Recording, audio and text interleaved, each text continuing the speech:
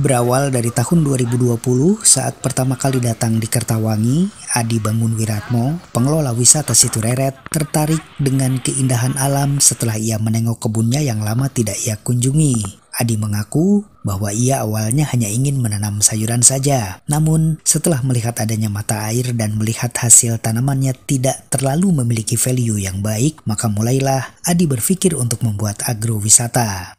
Adi sendiri memiliki lahan sekitar 2.000 meter persegi, bekerja sama dengan Yayan yang memiliki lahan 2 hektar yang juga memiliki visi yang sama. Dengan tambahan seorang teman lagi, mereka bertiga kemudian membuat PT dan mulai dengan bisnis agrowisata. Ia menuturkan di Situreret tersedia camping ground dan pondok bambu untuk menginap, dan ada juga kolam untuk rekreasi. Adi merasa bersyukur bahwa petani di sekitar Situreret sendiri mendukung dengan aktivitas mereka, sehingga bisa berkolaborasi. Para pengunjung saat trekking di areal Situreret bisa melintas di perkebunan para petani, sehingga memberi pula keuntungan ekonomi pada para petani tersebut. Sejauh ini menurut Adi, sudah banyak pengunjung yang datang, tidak hanya dari dalam negeri, namun juga dari luar. Berikut penuturan Adi Bangunwiratmo pada Bandung1.com, Kamis 16 Februari 2023. Nah, kalau ide itu kita memang awal mulanya saya datang ke sini ini 2020 awal. Saya punya kebun ini dan sudah lama nggak saya tengok. Kemudian awalnya ya saya pengen nanam-nanam aja. Tapi begitu kita ngelihat ternyata ada mata air, ternyata setelah nanam-nanam juga hasilnya wuntek, lahannya kecil, kurang material gitu ya. Nah, akhirnya saya bikin kolam, nampung mata air itu. Kemudian setelah bikin kolam, wah kok kayaknya enak ya kalau kita bikin saung. Saya bikin saung. Kemudian saya agak sampai sore itu, wah kalau nginep di sini kayaknya enak ya. Kalau pakai tenda, saya bikin camping ground. Nah, setelah itu saya ketemu Kang Yayan. Kebun saya hanya mungkin 2.000 meter ya, kecil. Ketemu Kang Yayan, nanti mungkin Kang Yayan juga diwawancara itu. Kang Yayan itu punya lahan mungkin 2 hektar. Nah, Kang Yayan juga berpikir hal yang sama. Beliau dari keluarga petani, bapaknya petani tulen, tapi selama ini kan bapaknya mengelola sendiri ya. Kalau Kang Yayan kan punya perusahaan, jadi nggak ada waktu dan mungkin nggak bisa di handle sendiri. Dan hasilnya katanya juga nggak terlalu material juga, jadi nggak atau berbeda dibandingkan kalau ketika dikelola sendiri. Nah, akhirnya Kang Yayan bikin di bawah itu balong itu. Memang dulunya balong, tapi sempat dijadikan kebun.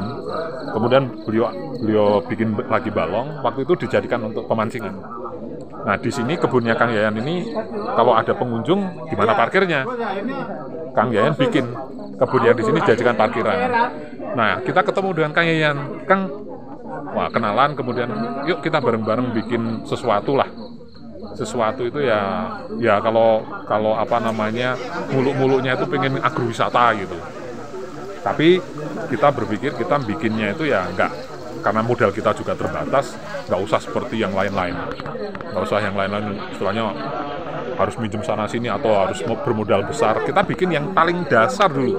Parkiran kalau ada mobil nggak terjebak, istilahnya nggak terprosok.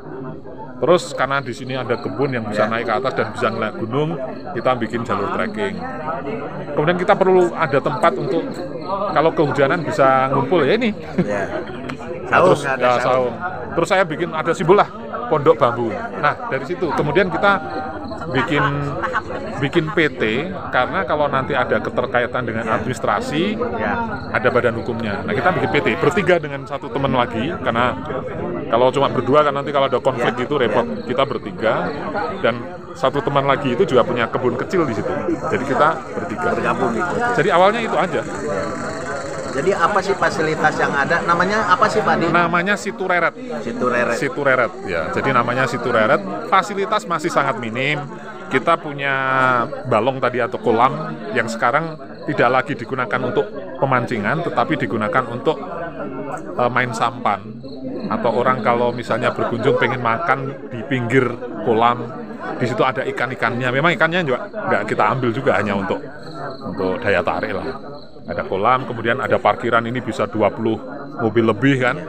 Kemudian ada camping ground, camping groundnya ada 2. Sebenarnya di bawah juga bisa camping ground, di kolam juga bisa jadikan camping ground. Berapa kapasitas untuk kalau Camping ground.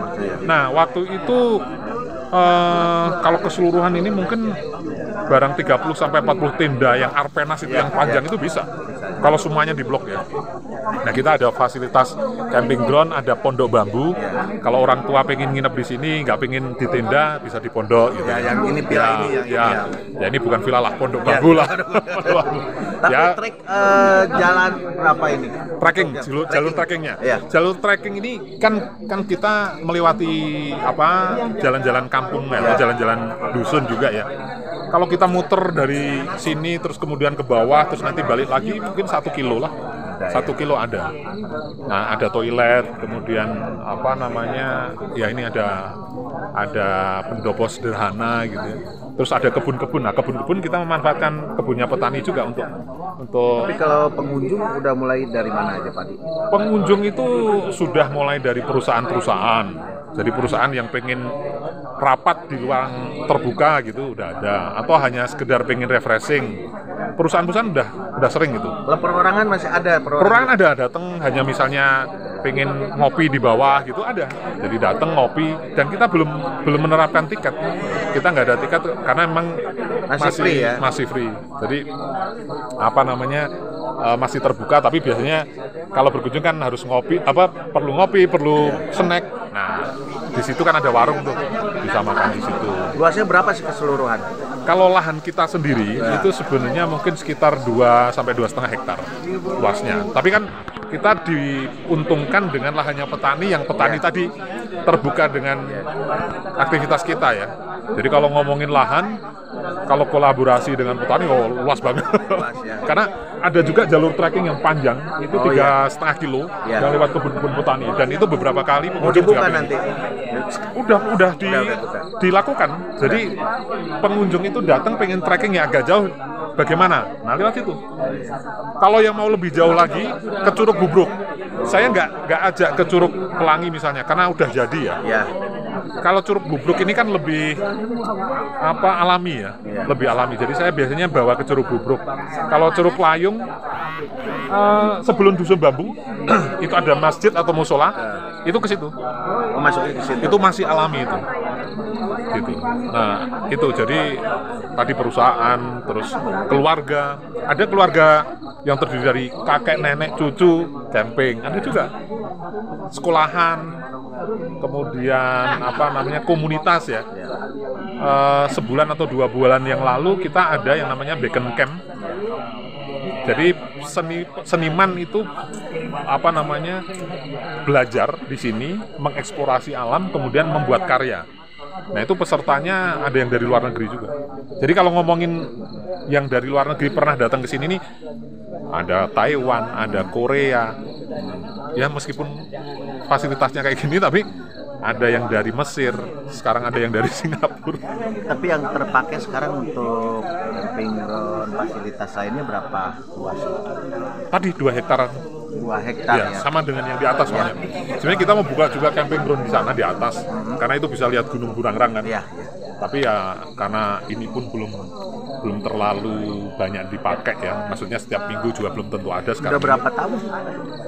Kita itu pertengahan 2021 itu baru bangun ini. Tapi 2021 kan COVID. Iya. Jadi 2021 itu sama sekali nggak ada aktivitas. Nah, baru mulai 2022 itu mulai tadi ada. Gitu. Sementara itu Yayan, partner Adi, mengatakan visinya membuat agrowisata karena kesulitannya menghadapi harga pupuk dan alat dukung pertanian lainnya yang mahal, sehingga membuatnya sulit bila hanya mengelola pertanian saja. Akhirnya, ia pun menyambut kerjasama dengan Adi karena memiliki arah dan tujuan yang sama. Kurang lebih terjepit lah kalau kondisi petani ya. Terjepit oleh harga bahan baku lah ya. Bahan baku kayak bibit, pupuk, pestisida itu kan makin naik. Sementara harga jual kita nggak berdaya gitu ya. Nggak berdayanya apa? Karena dikendalikan oleh Tengkulak kan, mulai bandar gitu. Nah, terus kepikiran gimana nih ya supaya lahan ini bermanfaat tapi tanpa menghilangkan pertaniannya. Nah, dan pas Abdi ketemu sama Mas Adi, kita coba bikin tempat wisata lah gitu ya. Tapi yang berbasis agro gitu Pak. Ya. Sebenarnya sasaran awalnya sih untuk edukasi ya. Ya, edukasi ya. Edukasi anak sekolah, karena di atas tuh ada kebun jeruk Pak, ada yang datarnya, ada kebun jeruk. Bisa petik sendiri. Bisa petik sendiri. Cuma kan pas kita mulai itu masalahnya pas awal COVID ya. Iya. Jadi pas kita juga sempat mau kerjasama sama sekolah Mutiara Bunda waktu itu yang di Arca Manik. Cuma pas mereka mau trial kan lagi PPKM. Ya. Akhirnya di cancel. Tapi sekarang udah mulai kita kerjasama sama Pok Darwis lah. Iya, iya. Sama desa wisata. Jadi ya, mereka kan ada TIC ya, Tourism Information Center. Mereka punya customer. Intinya Situreret ini jadi salah satu destinasi desa wisatanya Ketawangi. Intinya itu. Nah, kedepannya ya masih seputar agrowisata ya. Seputar agrowisata, nanti pengembangannya edukasi untuk anak sekolah, untuk umum juga. Betul. Seperti itu. Di tempat yang sama, Kabid Pariwisata Dinas Pariwisata dan Kebudayaan Bandung Barat, David Oot, mengatakan awal 2023 menjadi tahun kebangkitan wisata. Terlebih, Bupati Bandung Barat Hengki Kurniawan sudah meluncurkan The Beauty of Priangan, sehingga menjadi peluang untuk mendatangkan kembali wisatawan menyusul dicabutnya status PPKM oleh Presiden Joko Widodo. Akhir 2022 tadi, Pak Bupati sudah launching tuh The Beauty of Priangan, ya. Nah, dari situlah awal 2023 kita era kebangkitan. Nah, jadi bagaimanapun yang jelas-jelas ya, status PPKM itu sudah dicabut Pak Presiden. Itu peluang besar bagi kita untuk mengundang lagi wisatawan yang dalam hal ini ada pandemik, ya takut berwisata dan sebagainya. Tapi intinya itu tadi, kita jangan lengah. Nah, tetap tadi itu carrying capacity, daya dukung itu tetap kita perhatikan. Dimana kita menghendaki kan ada proses recalling nanti Pak, atau repeater itu kita butuhkan. Orang datang sekali, jerak itu kita hindari. Orang datang kedua dan ketiga kali yang kita nantikan gitu loh. Dan juga itu zaman digital ya, sekarang kan semuanya kita mulai dari kemarin tuh pandemik juga dengan luring dan segalanya ya, melakukan sebuah wisata. Dari Cisarua, Kabupaten Bandung Barat, Jawa Barat, Rizky Nur Hakim dan Morgan Indrio Margono melaporkan.